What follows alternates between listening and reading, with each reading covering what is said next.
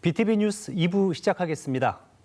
군포시는 지난 17대 총선부터 진보정당이 승리하며 진보의 텃밭이라 불리고 있습니다. 이번 22대 총선도 이변 없이 기록을 이어가게 됐습니다. 특집대담 당선인을 만나다 오늘은 4선에 성공한 군포시 더불어민주당 이하경 당선인과 이야기를 나눠보겠습니다. 어서 오십시오. 네, 안녕하세요. 반갑습니다. 네, 반갑습니다. 당선 축하드립니다. 네. 네. 자, 선거 끝나고 한 달 정도 지났습니다. 어떻게 지내셨습니까? 네, 바빴습니다. 우선 저를 다시 선택해 주신 시민 여러분께 감사 인사를 다니고 있습니다. 열심히 거리에서도 인사드리고 또 기관도 찾아뵙고 또 모임도 찾아뵙고 그런데 아직도 다 끝나지 못했습니다. 예. 또 열심히 인사드리고 다니겠습니다. 군포 시민 여러분 감사합니다. 열심히 인사드리겠습니다. 예, 축하드립니다. 그 기록을 찾아보니까요. 군포시가 그 독립선거구가 된 게 1996년이라고 해요. 시흥시로부터 이제 독립이 됐는데 그 뒤로 8번 총선을 치렀는데 그중에 7번을 진보정당이 승리를 했습니다. 이번에도 진보정당이 승리할 것이다 예상하셨습니까? 네, 선거는 예상은 불가능합니다. 예. 사람의 마음은 다 깊숙이 들어있기 때문에 쉽게 예측할 수는 없습니다. 다만 정말 열심히 시민들을 만나고 뛰고 호소했습니다. 그동안 제가 3선 동안 열심히 한 그 치적과 실적을 평가받는 자리이기 때문에 마음도 무거웠고 또 설레고 또 조바심도 났습니다. 저는 열심히 한다고 했지만 시민들 눈에는 다 부족하죠. 그리고 늘 정치인들이 또 욕을 많이 먹지 않습니까? 욕 먹지 않는 국회의원이 되려고 노력했습니다만 왜 또 욕을 안 먹겠습니까?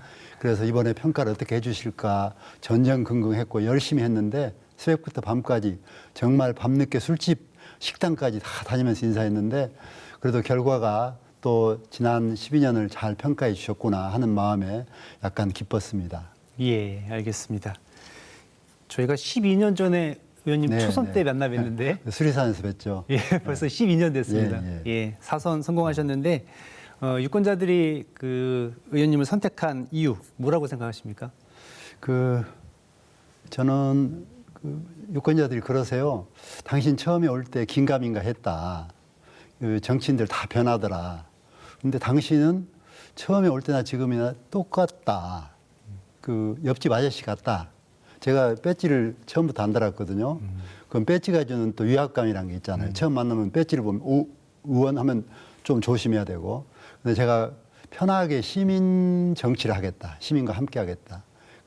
그래서 일관되게 내가 열심히 하고 또 시민들 찾아뵙고 겸손하게 찾아뵙었던 것이 뭐 시민들 마음을 한편으로 좀 얻지 않나 싶고 또 하나는 제가 의정활동 동안에 크게 몇 가지를 했던 것이 그 시민들의 마음을 얻었다고 생각합니다. 우선은 삼본천 복원, 또 재개발 재건축 하기 위해서 이 신도시 특별법이라는 최근에 만든 노후도시 특별법도 만들었고 또 삼본천 복원도 결국은 제가 공약했지만 환경부 사업으로 확정시켰기 때문에 일도 잘하는구나 하고 선택해 주신 거라고 생각합니다. 국회의원들 가장 무서운 게 게으르고 일 안 한다.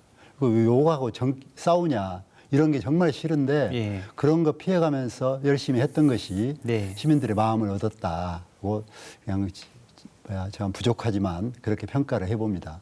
예, 알겠습니다. 이제 4선 의원이 되셨기 때문에 이 지역 주민들의 기대가 큰데요. 대표 공약 몇 가지 좀 살펴보겠습니다.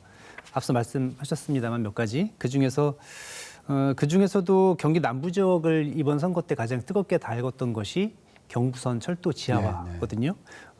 당선인께서도 철도 지하화 추진을 공약하셨는데 앞으로 어떻게 실천해 나갈 계획이십니까? 네, 우리 민주당에서도 이재명 대표가 여기 경기 남부권에 와서 그 공약화를 함께하는 세레모니를 가졌습니다. 그래서 수도권뿐이 아니고 전국에서 도심철도 구간은 지하화를 하겠다. 그렇게 해서 우리 당의 공식 공약이 됐고 또 여당에서도 그 공약을 냈습니다. 그러면 여야가 공약으로 서로 같은 공약을 냈기 때문에 저는 여당의 반대는 없을 거라 생각하고 이제 법을 만들어야 됩니다. 그 철도 관련 법들을 개정해서 예를 들면 그 철도를 이제 지하화하려면 그 지상을 개발해야 되지 않겠습니까? 그럴 때 아무래도 좀 법적으로 여러 가지 묶여있던 걸 좀 풀어줘야 되는데 역세권법이랄지 도시개발법, 국토계획법 등 여러 법들을 국회에서 열심히 개정해서 양당이 합의해서 이제 순차적으로 계획을 세우면 그 계획대로 빠르게 1호선 또 경인선 등 도심을 구간부터 아마 계획을 세우도록 노력을 해야 되겠습니다. 예, 알겠습니다. 앞서서 말씀하셨습니다마는 군포시 최대 현안이 노후된 네. 이 3번 신도시 네, 개발하는 네. 것 그리고 원도심도 재정비하는 네, 이런 네. 일인데 국회에서 어떻게 힘을 더 보태주시겠습니까? 네, 이제 원도심 재개발은 이제 그동안의 군포시에서는 도시정비 계획안이 없었어요. 그래서 전 한대희 시장 때 이제 계획안을 용역을 해서 도시정비 계획을 세웠고 그에서 지금 17개의 조합이 생겨가지고 이제 금정역 인근부터 차근차근 지금 우리 자치단체의 허가를 받고 있습니다. 그래서 과정 이제 진척이 되고 있어서 그건 시간이 좀 걸릴 뿐이지 한 향후 7, 8년, 10년 사이에 이렇게 쭉 변화가 한다고 생각하고 이제 우리 신도시 근데 지금은 30년이 됐기 때문에 이제 다시 재개발되는 소위 3번 신도시는 정부가 이제 제가 대표 발의에 참여해서 노후도시 특별법이라는 이름으로 처음에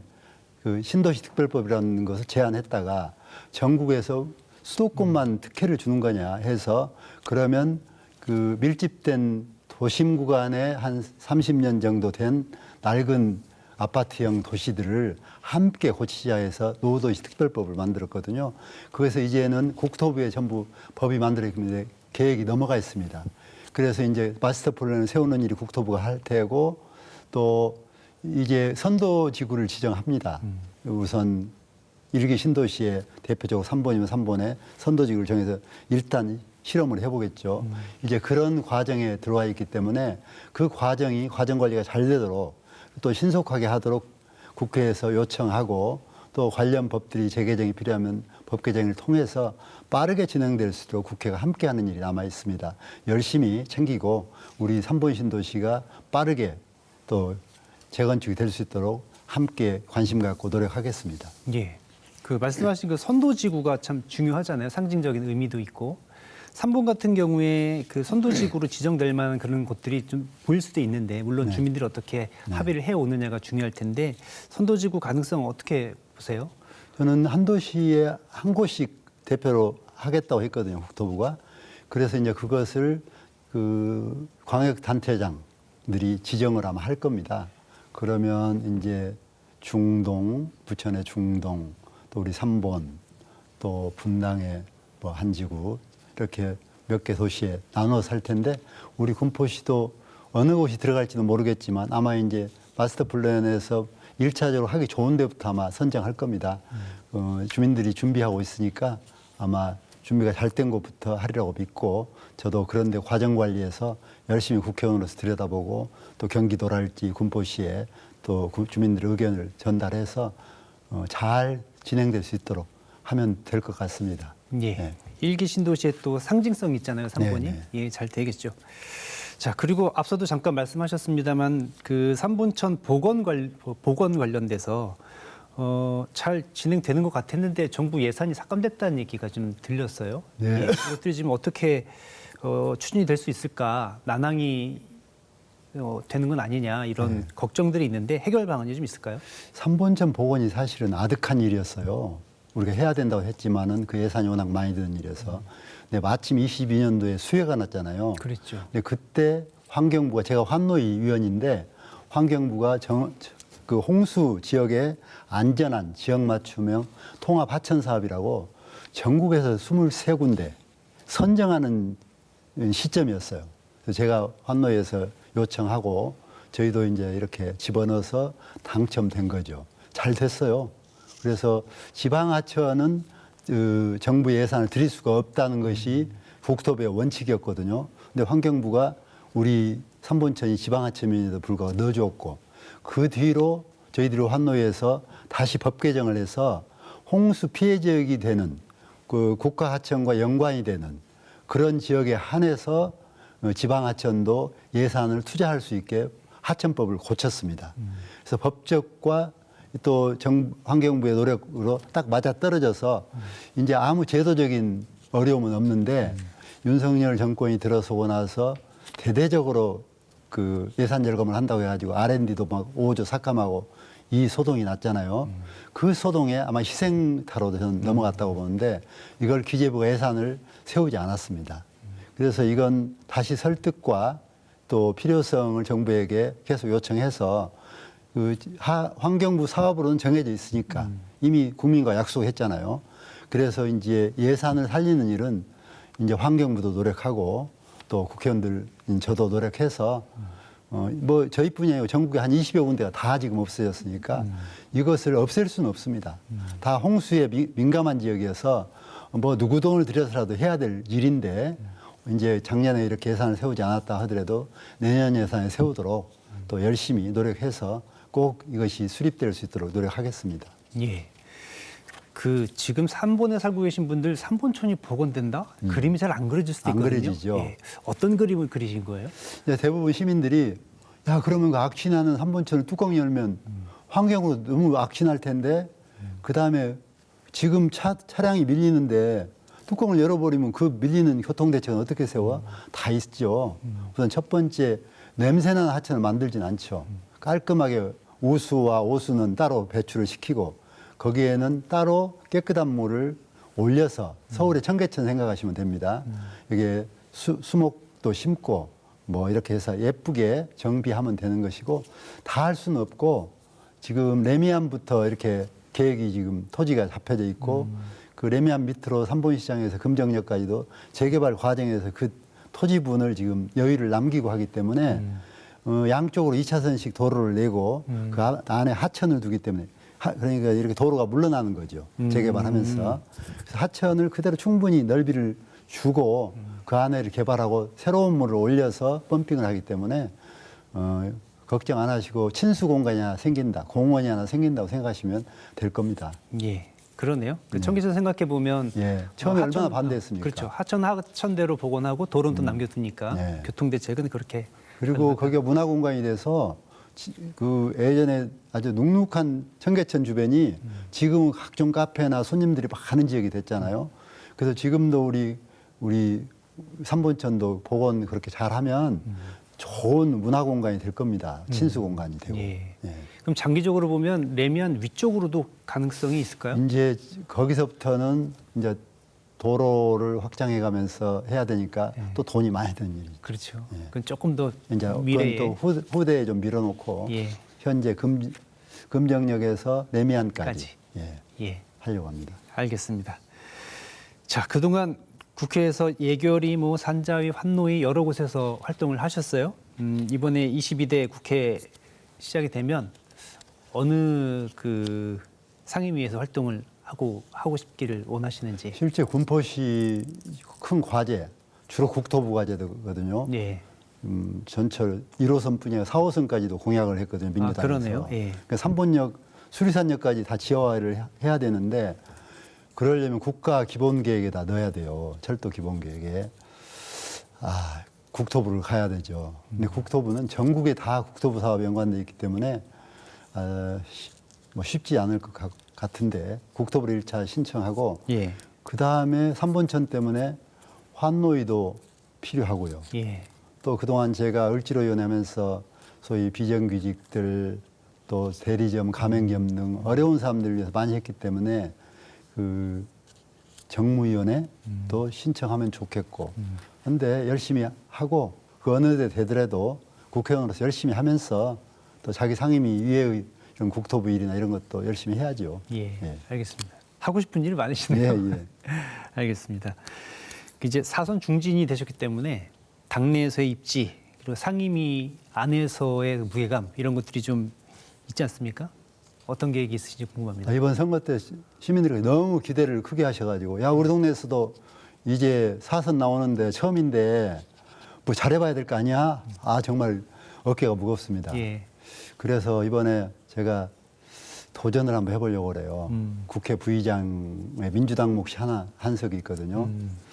그래서 제가 도전을 해서 되면 이제 부의장이면 아무래도 정부 쪽에서도 뭐 좀 함부로 할 수는 없겠죠. 그래서 그런 권위를 가지고 뭐 지역 현안도 잘 해결할 수 있으면 좋겠고 또 그리고 이제 그동안 국회 이상이 많이 추락됐습니다.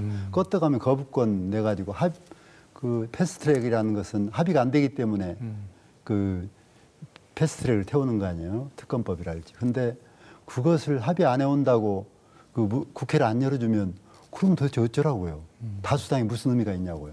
그래서 최상병 특별법이랄지 이런 것들 통과시켜서 거부권 나오면 그냥 제대로 열어주지도 않고 하면 답답하죠. 그래서 대통령의 거부권 때문에 무력화된 국회를 더 강화하고 또 의장단에 대한 실망, 국민의 실망 이런 것들을 회복하기 위해서라도 강단 있고 단호한 제가 한번 도전해 보려고 합니다. 기대해 주시면 고맙겠습니다. 예. 부의장 도전을 공식화하셨습니다. 자, 이제 5월 30일 날 22대 국회 개원을 하는데요. 지금 21대 의원이시기도 하니까 마무리도 하셔야 되고 새 출발도 하셔야 됩니다. 네. 어떤 마무리를 하실 계획이시고 새 출발은 또 어떻게 하실 계획이십니까? 그동안 시급한 현안법은 최상병 특검법, 또 이태원 특별법 지금 우리가 통과는 시켜놨는데 대통령이 거부권을 행사하겠다고 지금부터 흘리잖아요.